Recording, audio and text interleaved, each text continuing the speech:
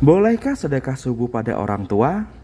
Boleh, tapi nggak sembarangan ya, ada caranya. Simak terus video ini sampai habis agar tidak salah langkah. Dan mari kita bahas sampai tuntas. Bismillah.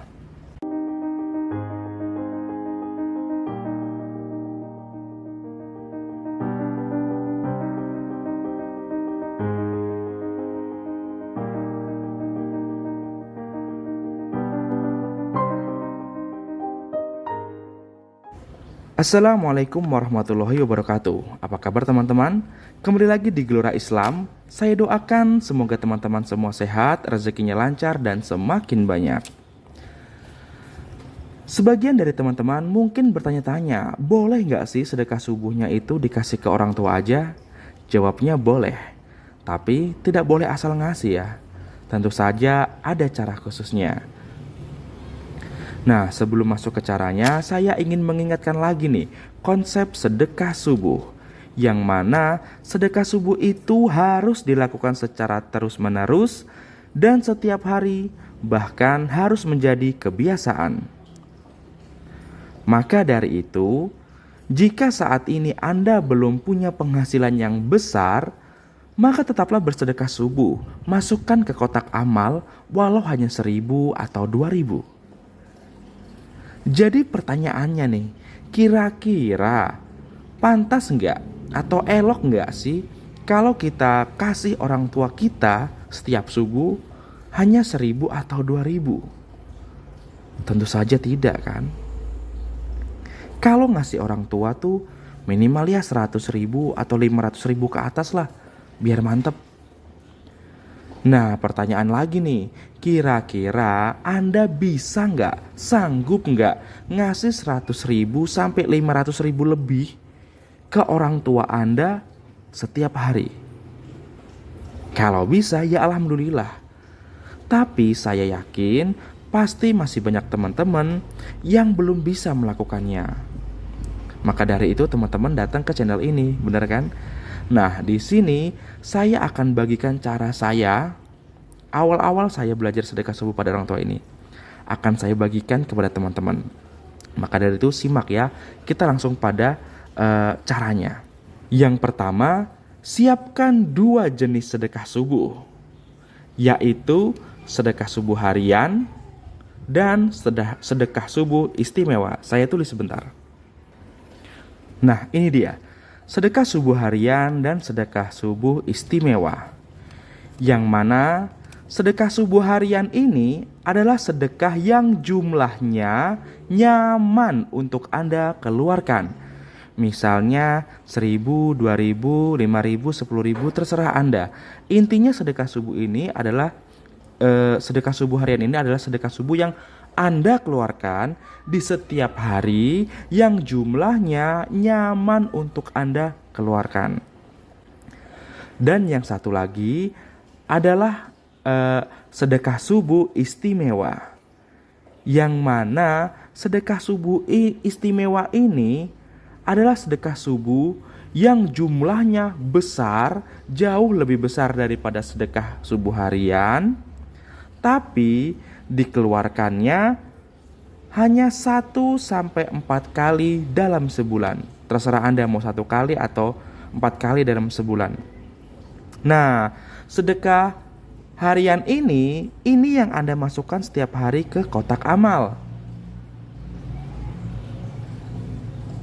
Jumlahnya sesuaikan sama pendapatan kalian ya. Nah, sedekah subuh istimewa inilah yang kita berikan kepada orang tua untuk nyumbang pengajian, anak yatim, dan lain-lain. Paham sampai di sini ya? Jadi sedekah subuh ke orang tuanya kalau nggak bisa tiap hari, itu minimal sebulan sekali, sebulan 2 kali, 3 kali, atau 4 kali. Oke? Jadi nggak kecil terus sedekahnya, ada yang besar juga. Sama, rezeki yang datang supaya nggak segitu-segitu aja, nanti insya Allah ada yang besar juga. Diselingi. Itu dia kuncinya. Kalau yang Anda berikan kecil, Yang Anda dapat besar, besar, besar, besar. Tapi kalau kecil, kecil, kecil, kecil, kecil, besar, yang Anda dapat besar, besar, besar, sangat besar. Seperti itulah kira-kira konsepnya. Paham ya? Sampai di sini paham ya? Nah, kita masuk cara yang kedua, langkah yang kedua, yaitu berikan hadiah itu kepada orang tuamu di waktu subuh.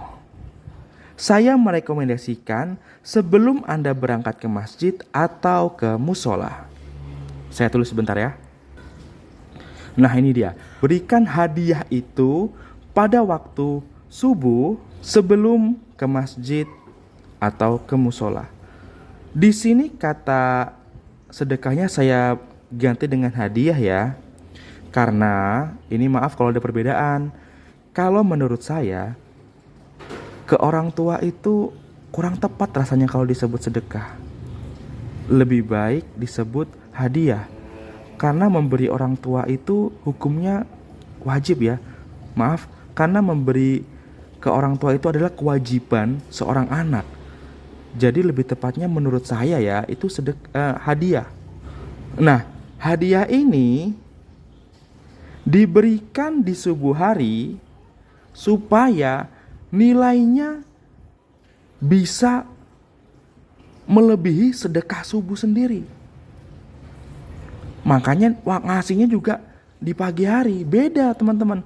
Kalau kita ngasihnya siang sama subuh beda. Kalau kita ngasih hadiah siang, malaikatnya yang 2 malaikat itu nggak datang. Sebelumnya teman-teman harus tahu dulu. Kenapa kita harus sedekah subuh? Karena di waktu subuh ada 2 malaikat yang Allah turunkan ke bumi. Yang mana malaikat pertama itu adalah malaikat yang mendoakan orang-orang yang bersedekah di subuh hari. Dan malaikat yang kedua adalah adalah malaikat yang mendoakan orang-orang yang pokoknya jelek lah gitulah pokoknya. Intinya kita ke malaikat pertama aja.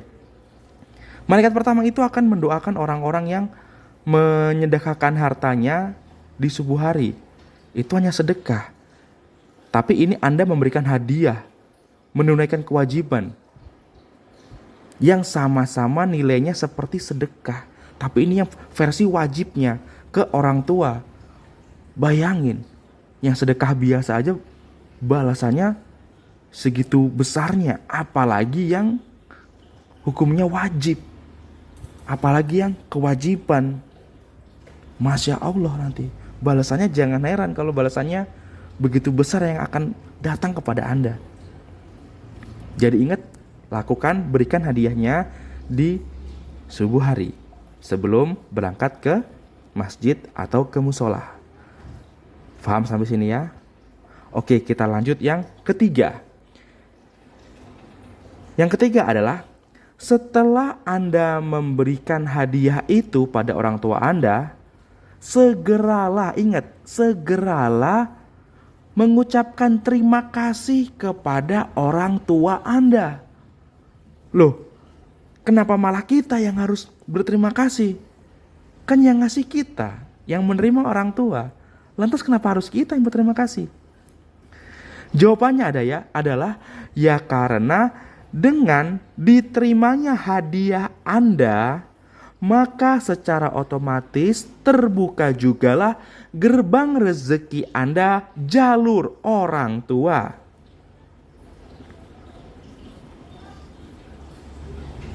Nah, gerbang rezeki ada banyak ya.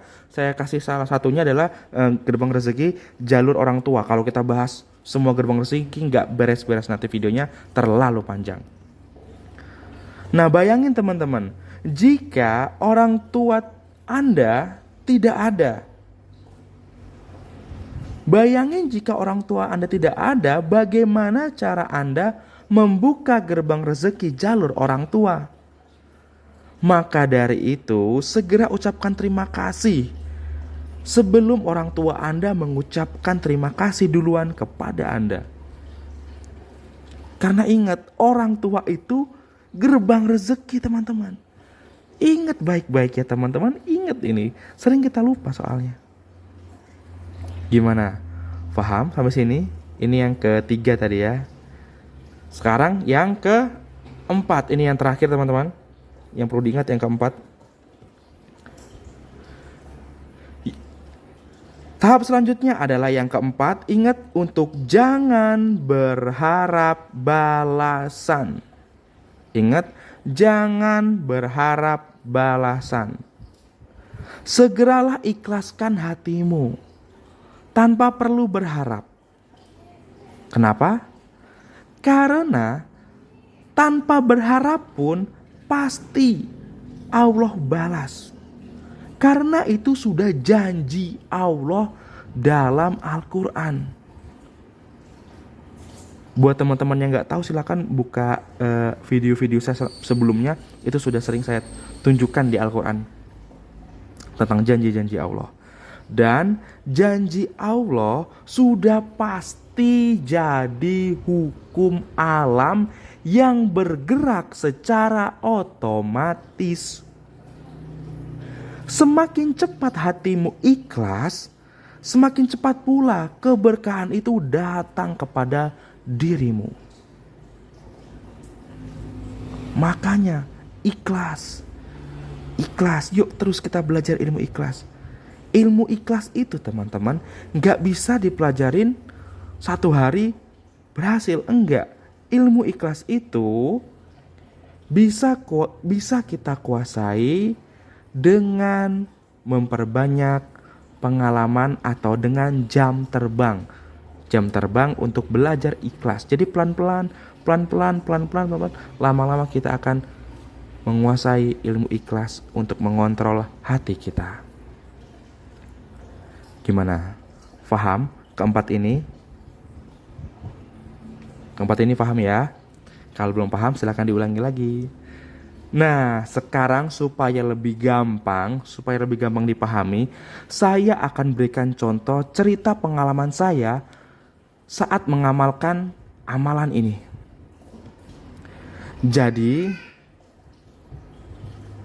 Jadi dulu ketika saya masih merintis usaha di bidang penjualan online shop tas ya. Di waktu liburan saya pernah jalan-jalan sama istri dan anak saya, waktu itu masih satu ya anaknya. Nah, ketika pulang jalan-jalan kami kehujanan teman-teman. Dan alhamdulillahnya gak bawa mantel dan kami pun berteduh. Saat sedang berteduh di dalam hati saya ngebatin, pengen banget punya mobil ya Allah. Soalnya kasihan anak istri saya kehujanan gitu. Lalu saya berdoa supaya segera dikasih rezeki yang banyak agar bisa beli mobil Honda Jazz. Ya namanya anak muda dulu ya.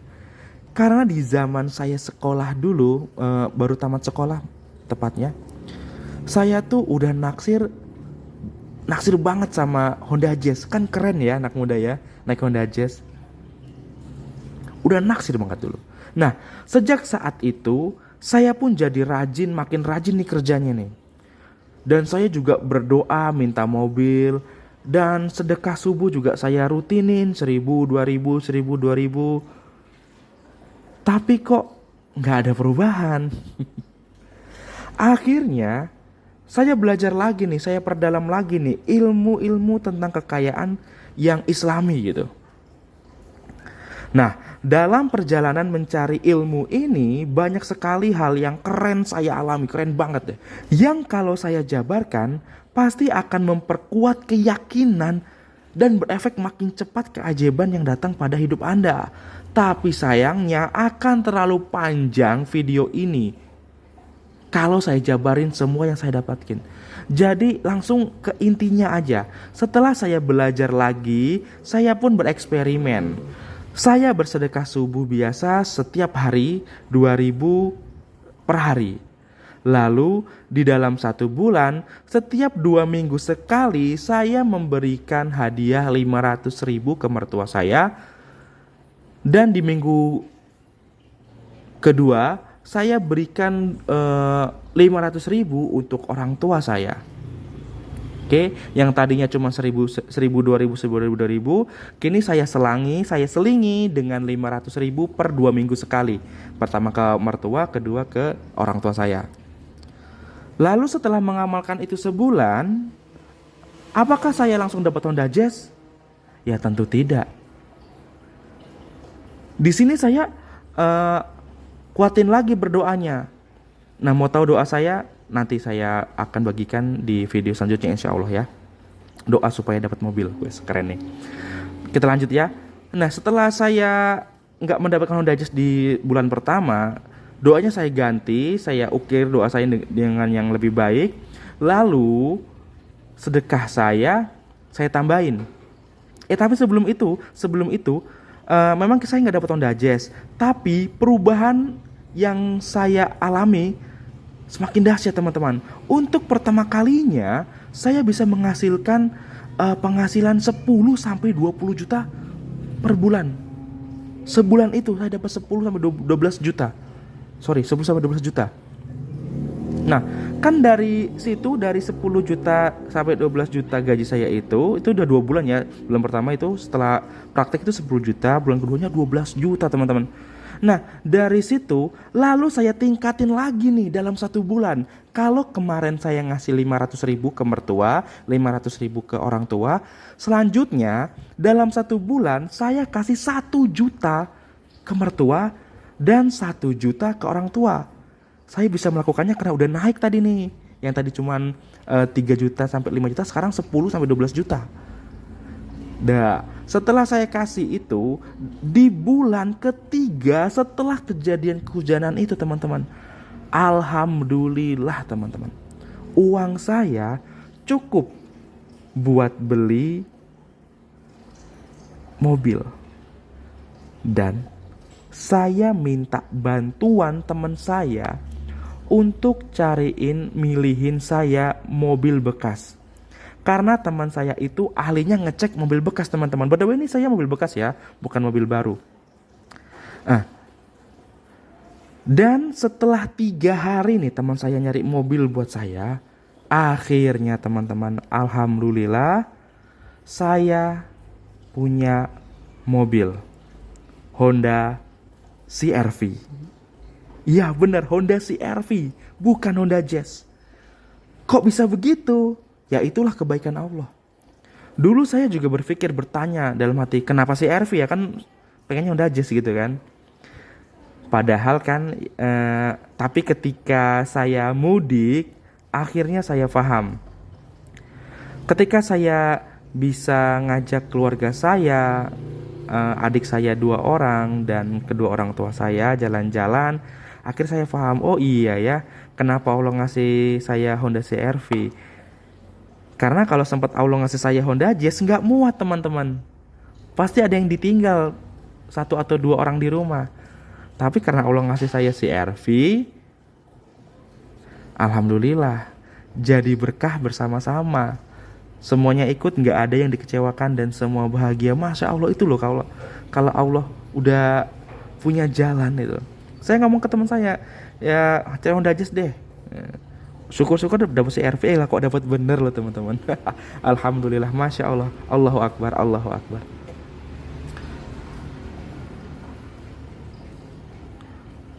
Sampai sekarang saya juga nggak nyangka teman-teman. Saya yang dulu cuman kenaik bis ya, kenaik minibus waktu tamat sekolah, sekarang bisa beli CR-V. Alhamdulillah. Saya doakan teman-teman juga bakalan dapat mobil impian, atau uang, atau rumah, atau jodoh yang teman-teman inginkan. Oke. Sebenarnya ini hanya intisari saja teman-teman. Oke. Hanya intisari yang teman-teman harus lakukan. Tapi kalau teman-teman mau mempraktekkan ini dengan energi yang lebih powerful, dengan energi yang lebih luar biasa, teman-teman harus tahu, mau mendalami hal-hal ini yang saya bagikan. Masalahnya saya nggak punya waktu yang cukup teman-teman untuk membagikan. Tapi insya Allah dengan teman-teman praktekin aja udah. Praktekin ilmu-ilmu yang saya kasih ini rutin, insya Allah Anda akan mendapatkan hasilnya. Dan Kalau Allah mengizinkan suatu saat jika bertemu dengan saya, akan saya bongkar, akan saya kasih perdalam buat teman-teman, insya Allah, jika Allah mengizinkan. Nah, bagaimana teman-teman? Kira-kira cukup sampai sini? Penjelasannya udah cukup jelas belum ya? Kira-kira? Tulis di kolom komentar ya kalau ada pertanyaan. Dan kalau insya Allah kalau ada kesempatan akan saya balas di kolom komentarnya. Sekali lagi saya ucapkan segera praktekkan ilmu ini, ilmu yang saya bagikan, karena percuma jika Anda tahu namun tidak Anda praktekkan. Baiklah teman-teman, sepertinya sampai sini dulu aja percuma kita kali ini ya. Saya ucapkan terima kasih, sampai jumpa di kesempatan berikutnya. Assalamualaikum warahmatullahi wabarakatuh. Semoga bermanfaat.